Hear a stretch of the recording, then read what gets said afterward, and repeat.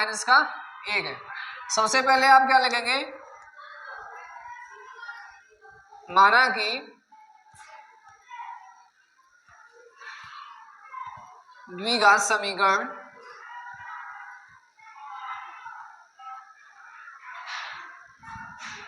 ax वर्ग plus bx plus 1 बराबर 0, ठीक है।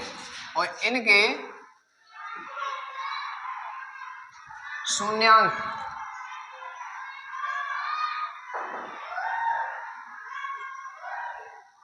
अल्फा कोमा बीटा है,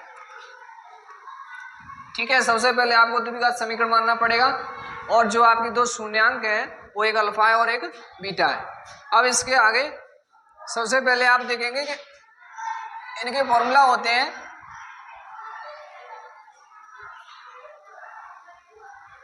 शून्यांकों का योगफल,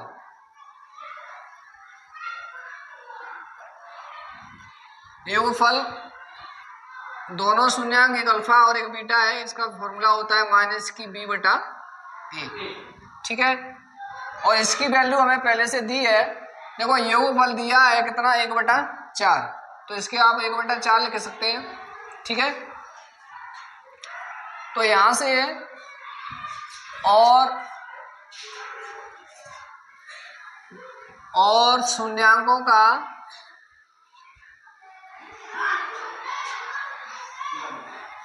गुणनफल अल्फा गुणा बीटा बराबर कितना c बटा a, और इसकी वैल्यू कितनी दी है हमें माइनस की 1, ठीक है।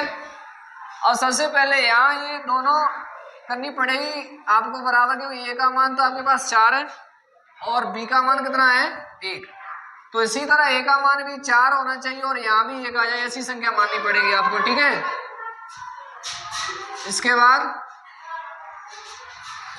देखो ध्यान से, अगर यहाँ 1 है तो आप दोनों को 1 लानी है, तो दोनों की जगह पे आप ऐसे भी लिख सकते हैं माइनस की 4 और नीचे 4, इससे दोनों तुम्हारी संतुलन बन जाएगा, क्योंकि a का मान यहाँ 4 है और यहाँ a का मान भी 4 हो जाएगा, ठीक है।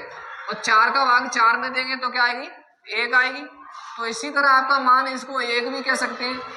तो यहाँ दोनों देख सकते हैं, अब मान बराबर निकल सकते हैं। a का मान तो आपके पास 4 है दोनों में, यहाँ 4 है और यहाँ भी 4 है, और b का मान तुम्हारा 1 है, तो अगर माइनस लगी तो माइनस की 1, और c का मान तुम्हारा कितना हो गया है 4 माइनस के, ठीक है।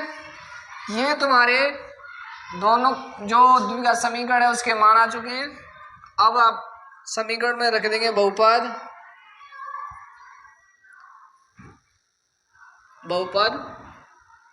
ax वर्ग प्लस bx प्लस c बराबर 0 में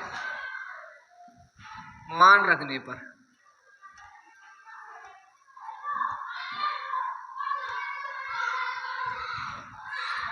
a का मान तुम्हारे पास 4 है प्लस b का मान तो यहाँ माइनस की 1, इधर x है तो x लिखेंगे, और c का मान माइनस के 4 बराबर 0। ये तो वैसे वैसे ही रखेंगे, माइनस प्लस क्या हो जाती है माइनस, x अपनी जगह पर रहेगी, माइनस प्लस क्या हो जाती है माइनस बराबर 0। यही आपका द्विघात समीकरण, ठीक है।